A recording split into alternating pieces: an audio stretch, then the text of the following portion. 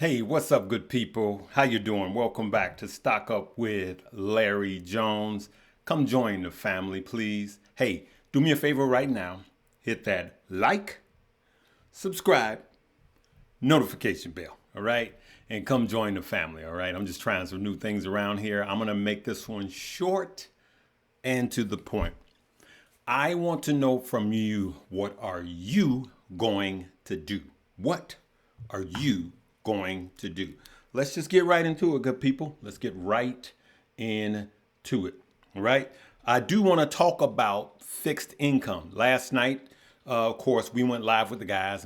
Stock Mo talked about TMF, and we talked about T-bills, and we talked about what Warren Buffett owning more T-bills than the entire U.S. government, which was different from TMF. Some people had that all discombobulated. Another correction, I said when we find out that we are in a recession, it's generally 7 years late. And I meant to say 7 months later, okay? So just a correction. Most of you guys got it, but just a slip of the tongue. Remember, 2 quarters, right? 1, 2, 3 months. 1, 2, 3 months is 6 months, but we get the data the following month, which makes that the 7th month. So by the earliest that we find out we are in a recession, it's already 7 months into it. So guess what? The recession in most cases is already over. Now, I just had to front end this video with that. Let's get right into what we want to talk about, okay? So here's one of the things that's happened. Good news. All right, S&P 500 notch is the best day since 2022 as Wall Street claws its way back from Monday's rout. Okay, so why is that happening? Why is that happening, Larry? So here's one of the things that made Wall Street jump back, and it's this. The jobless claims fell this morning. Weekly initial claims fell to a lower than expected 233,000, down from a revised up 250,000 the week before. So now, here's where the trick bag is. It was revised up to 250,000, right, after the last job numbers, but then it fell lower. So is that really good news? Is it really that good news? So the reason I'm making this is, if you don't like roller coasters, then you need to get off of this ride and wait until next year. I'm going to say, like I said on the line, and I believe Josh said the same thing. It's not over, and what I mean by that is it's not gloom and doom, but these whipsaws, green, red, green, red, green, red. I don't expect any kind of consistency in these markets until Tuesday of next week, after Tuesday of next week, actually. Because the geopolitical situation, if it was going to take place, I believe the worst of it would have happened this week. The market was pricing that in, further weighing down on it.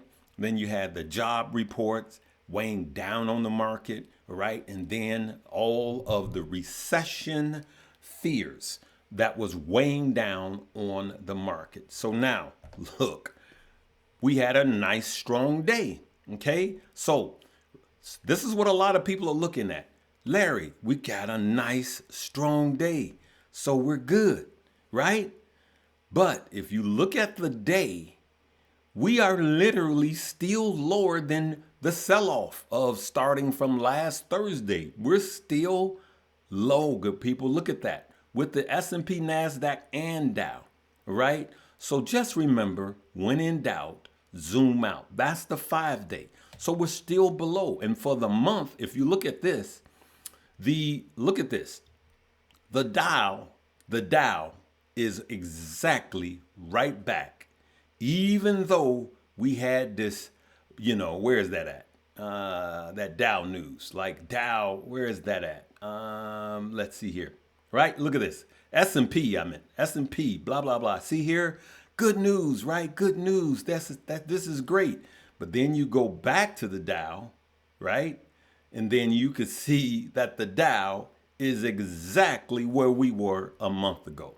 When in doubt, zoom out. For us long-term investors, this is what we look at. But the NASDAQ and the S&P are actually below where they were a month ago. You see that? The S&P is still down 4.5%, and the NASDAQ is just about still in correction territory, 9.47. Now, if the NASDAQ drops down a little bit more, it's still in a correction even after a green day. Larry, why are you trying to sound negative? No, I'm not. I just want you guys to look at what's happened since last Thursday. Green day, red day, green day, red day. And it plays with our emotions based, and then it changes what we're going to do from day to day. I'm going to tell you what I'm going to do at the end of this video. But like on our live last night, we want to give you all the information and you make the decision, because only you can make a decision that's best for you. Now, I want you guys to listen to Mr. Tom Lee, all right? So we got all of the bearish news, but let's listen to a perma bull, because remember, I always teach that you should look for someone with opposing views before you invest your hard-earned money or sell, all right? Listen. Get the feeling that this is not going to be a major sell-off? For now, I think it is the former that you described. You know, we have over 3 days, suddenly markets reversed, and, you know, Japan down over 20%. And as you're pointing out, the NASDAQ could even, you know, decline further. Declines like that are generally symmetric, but you have to watch the VIX. And when the VIX peaks and starts to roll over and fall down, the recovery can be just as quick. Now, let's go to what he said about the VIX. Look at that. What I like about Tom Lee is he doesn't care if everybody's running and screaming and talking about the sky is falling. So that video was from 3 days ago, and look exactly what happened. He said, if it spikes up and falls down just as much as fast as if it falls just as much as it went up, or just as quick, then he expects the markets to follow. That's what he said. Let me bag that up a little bit. Okay, I'm gonna help you guys make decisions for yourself. Declines like that are generally symmetric, but you have to watch the VIX. And when the VIX peaks and starts to roll over and fall down, the recovery can be just as quick. Now, he said that the recovery can be just as quick. Sorry about that. So up, down. When the VIX goes up, fear goes. When the VIX goes up, fear and greed index, then stocks are down. And then it comes down, stocks go back up, for those of you that don't know, right? And so it's a volatility index, all right? So again, yet again, he is right. Mr. Tom Lee is right yet again, all right? And so my question to you is, what are you going to do? I'm going to tell you what I did. Someone asked the other day, yesterday, Larry, what happened with those stock that you bought? Remember the Nvidia and the Tesla? Well, I'm going to show you what I did, and then I'm going to tell you what I'm doing. And then we're going to shift to really quick, just touch on crypto because it's easier for me. Okay, so I just want you guys to look at that. That's what I did. I bought more, and I wished I had bought more when it was down. So the Tesla that I bought the other day, I shared it with you guys at the beginning of the video, came back 4%, but you see I'm only up 1% today. Nvidia came back 6%, but I'm only up 4%, right? So, and I'm not asking you or suggesting that you do the same, but I'm just being transparent, win or lose. As you can see, I bought more of some of the positions. Now, this is not my main portfolio. This is my swing trade. So what I'm going to tell you is that I'm going to believe that it being an election year, this is me. Now, I'm just going to say this again. Don't get like me. Don't come back here and say Larry said or Larry told me or I lost money because what I'm doing has some risk, okay? What I am betting on is that this market will have green and red days, green and red days, green and red days. But just like I showed you, I believe that The NASDAQ is not going to be the only index that may be down by 10% by September. Remember on yesterday's video, all three indices are down by September on an average and then up in November. But what's happening September and November this time? September this time, we have the first interest rate cuts, right? And then in November, we have the election. Based on all of the data that I've put together, it's not an easy task or an easy choice, but I choose to buy the dips. And then I'm going to worry about any type of pullback after November, meaning that I expect the market to have some continual sell-off or some dips. Now you're gonna have green days, you're gonna have red days. You know, remember, everything is data dependent. Everything is news driven. But I'm gonna buy dips, and I'm gonna buy from now to October. And then, and I'm looking to buy heavier in September. Why? Because it's the worst month.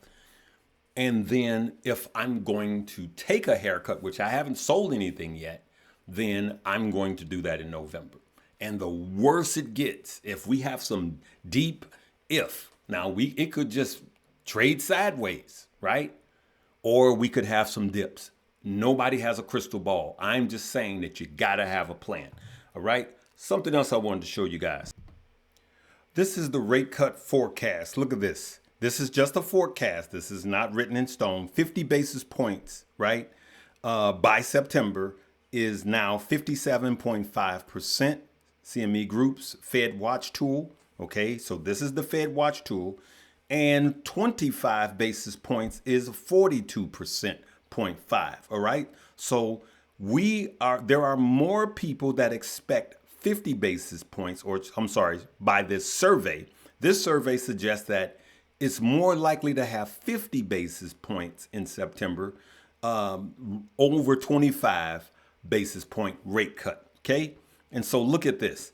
Now we're looking at September, November, and December. We're looking at 50 basis points in September, another 50 in November, and December, another 25 basis points rate cut. So that's 1.2. Okay. So now you see that it is ramping up this suggested amount of rate cuts that the Fed may do. All right. And so anything could change, right? So just like we went off of one job data in the past, now we have a reversal. I'm just telling you, get ready. We're going to continue to have this whipsawing up and down, red, green, red, green. And I'm going to be honest with you. Tomorrow's is a tricky day. It's Friday. It's going to be a tricky day. It may open green, and I may open red and close green. It may open, or it might do the reversal. We don't know, and I don't know. Just be ready, and don't let one day knock you off your entire plan. Another thing I want to tell you guys about fixed income, good people. I received this today. Look at this. You received 546 USD rewards. You've earned our highest rate on USDC as a Coinbase owner, right? And look at that. It's $511. Look at that. Congratulations. $511. I'm switching to crypto now. Of course, that's one of my crypto brokers. And what I'm saying is you can get fixed money right now just by having your money in these portfolios. That's one of the things that I want to tell you. So as you can see, I got $500 fixed by just having my money sitting in Coinbase. And then I got 8.1% by just having my money in Moomoo. I just wanted to go over that. So this is not invested money. This is just my uninvested money sitting. And I've been getting 5.1%, but now if you click Larry's link, you're going to get 8.1% for a limited time. And that's with you having zero risk, okay? And then you'll get 20 free stock, up to 20 free stock, okay? Make sure you click the link. Look at that, 8 plus 12. Make sure you click my link so you can get 8.1 with Moo. And for those of you that have Coinbase, just make sure that if you have money sitting, I keep my money sitting in USDC so I can make free money. It's free 99. All right. All of you that's opened up an account with Moo, make sure you fund it. And yes, they may call you. All right. And that's one of the things they do. They may call you. So don't let it freak you out. It's them. All right. So let's touch on crypto really quick. Green, green, green. What we love to see, a sea of green. It's like swimming in money. Look at that. We like that. Okay. For the month, not so good yet. Remember, when in doubt, zoom out. Okay. By the hour, you got it mixed, but mostly green. Some of the news that is going on. Look at this. We know that the XRP case is done. They got to pay the fine and all of that. I'm going to say congratulations to the XRP people, okay? And I have some XRP, like I said. I told you guys exactly what I did with my XRP. Now it's up in the last 7 days, 3%, okay? Let's give it some more juice, right? Look at this. Over the last day, up 3%. Over the last week, 4%. Not much, but over the last month, 42% for XRP. Look at that. 42%. But there was a dip on the 5th. Look at that. So if you bought XRP on the 5th, from the 5th to here, you really made out like a bandit. All right. And so to the XRP people, congratulations. Again, don't join any armies. I have some XRP, but I sold it some months back. I showed it with you guys, rolled it over into other meme coins, doubled my money, and came back and bought my XRP like I've been telling you guys. But it's just been sitting for a long time.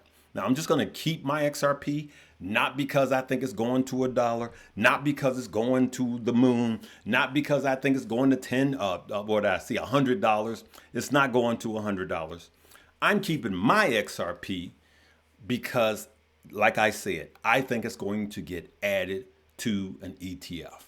And I think that ETF will start being a mixed bag. I believe that Solana will be next for an ETF. And then I believe XRP, especially after this. I've been saying that, right? So to some of you XRP armies, you was like, Larry, why are you hating on it? No, I was not hating on it. I was just telling you it's been trading like a stable coin. All right. And it just has. All right. But like I said, I hold some. All right. So it is what it is. So congratulations for those of you that held out. But the truth be told, the payout for as long as this has been down is not that good. Look at that. Over the last year, it's down 4.46%. Look at that. All right. Had you put that money in something, let's see. Had you put that money in something like Ondo over the last year, let's see what that would be. Look at that. Something like Ondo, you got 127%. So that's all I was saying, that it was just not moving enough for me. And ADA does not move enough for me. In 2020, I was all over ADA, but I've changed and I've narrowed down the amount of crypto that I have. Okay, good people. So those are some of the things that I wanted to cover. And I'm trying some new buttons here. For those of you that's not following me on Instagram, you got Instagram right there. But I want to close by saying this. For those of you that really want to learn how to trade, there's two things that I want you guys to do. I want you guys to join Stock Up You. Take the entire course to be ready for what's going to come. The entire course for stocks and the entire course for crypto. Just take it. Just take it. Just take it. You will learn and earn. I always say this. Well, I started saying this. Invest, learn, test, earn. Invest in yourself first, right? Learn the material that you invested in. Test it. And then earn. And in that order, okay? So don't Don't just jump in the water and test first with your hard-earned money and lose. Like Keenan was saying yesterday. You know, you and I've been saying this too. You make $300 on options, and then the next day you lose 400. You know, and at the end of the year, you've really blown up your account. He also said something that I've done, where you try to do a stop limit and you did a limit order and it sells everything. I've done that too. All right. So we want to keep things in perspective. So my question to you is, do you plan on buying the dips until November, or you're preparing for the worst right now? I'm going to go out on a limb and say that I don't think a recession is going to come before the election. I'm going to kind of roll with Tom Lee again. I can't tell you what to do. You do what's best for you. Love you guys. I said it was going to be short. Again, I lied. I'm sorry. I wanted to keep the family fed. Love you guys. See you tomorrow. Live, love, laugh, and learn.